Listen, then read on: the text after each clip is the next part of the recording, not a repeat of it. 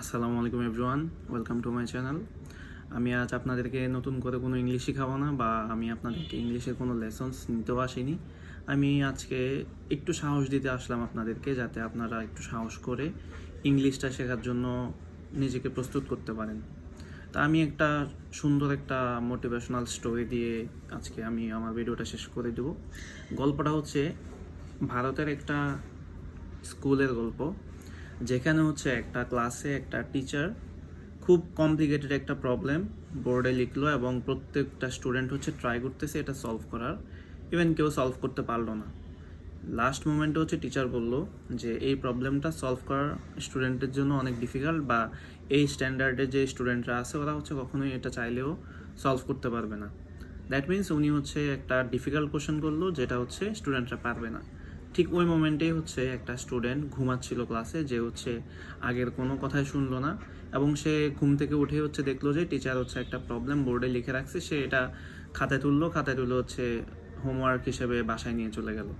তো তার মাইন্ডসেটে এটা ছিল যে এটা হচ্ছে একটা হোমওয়ার্ক, এবং সে পরের দিন হচ্ছে অনেক ট্রাই করে হোমওয়ার্ক হিসেবে এটাকে সলভ করে টিচারের কাছে নিয়ে আসার পর টিচার তো অবাক হয়ে গেল যে এই জিনিসটা কীভাবে সলভ করা হলো, বা এটা তো সলভ করা তোমার পক্ষে সম্ভব না, তুমি কেন সলভ করছো বা কীভাবে সলভ করছো। দেন স্টুডেন্ট শেয়ার করলো যে সে ভাবছিল যে এটা হচ্ছে একটা হোমওয়ার্ক, এবং সে জানতোই না যে এটা হচ্ছে একটা কমপ্লিকেটেড বা ডিফিকাল্ট একটা কোশ্চেন। তো আমাদের ইংলিশ শেখার ক্ষেত্রেও সেম, যে আমরা যদি হচ্ছে ইংলিশটাকে ভয় পাই, ইংলিশকে ভয় পেয়ে যদি আমরা প্র্যাকটিস করা অফ করে দিই, তাহলে হচ্ছে আমাদের জন্য এটা অনেক ডিফিকাল্ট। আর আমরা যদি হচ্ছে একটু একটু করে গুটি গুটি পায়ে সামনের দিকে এগিয়ে যাই, অনেকে বলতে পারেন যে আপনাদের হচ্ছে ব্রেন দুর্বল, অনেকের হচ্ছে ব্রেন অনেক শার্প। আসলে এখানে দুর্বল শার্প এমন কোনো ইস্যু এখানে আসবে না, বা এমন কোনো কথা এখানে আসবে না।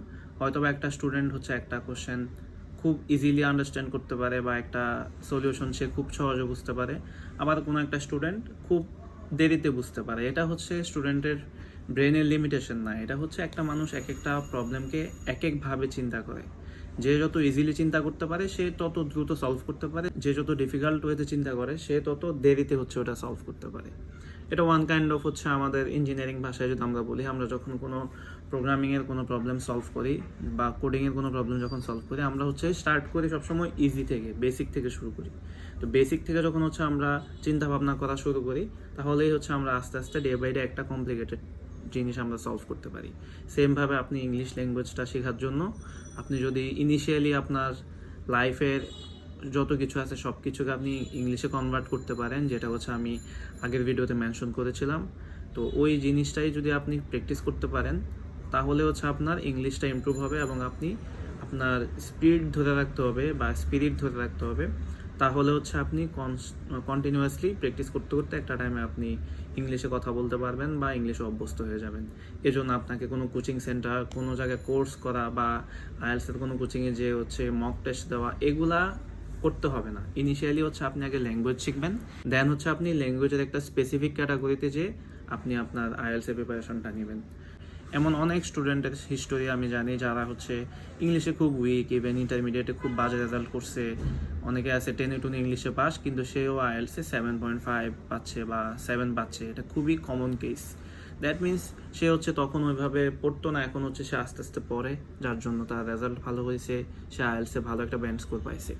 তো আপনারা অবশ্যই প্র্যাকটিস করা শুরু করে দেন। আর যদি কোনো প্রবলেম ফেস করেন, অবশ্যই আমাকে ইনবক্সে নক করতে পারেন, আমার হোয়াটসঅ্যাপে নক করতে পারেন, বা আমাকে হচ্ছে কমেন্ট সেকশনে কমেন্ট করে দিলে আমি হচ্ছে আপনাদেরকে অবশ্যই রেসপন্স করার ট্রাই করব। আর নেক্সটে কোন টপিকের উপর ভিডিও চাচ্ছেন আমাকে জানাবেন, ইনশাল্লাহ আমি ওই টপিকের উপরে ভিডিও করার ট্রাই করব। আমার নলেজে যতটুকু আসে ততটুকু আমি আপনাদেরকে সাপোর্ট দেওয়ার ট্রাই করব। আজকের ভিডিও এতটুকুই। আমার ভিডিওটি যদি ভালো লাগে সবাই লাইক করবেন, কমেন্ট করবেন, শেয়ার করবেন, এবং চ্যানেলটি ভালো লাগলে অবশ্যই সাবস্ক্রাইব করবেন। আসসালামু আলাইকুম, আল্লাহ হাফেজ।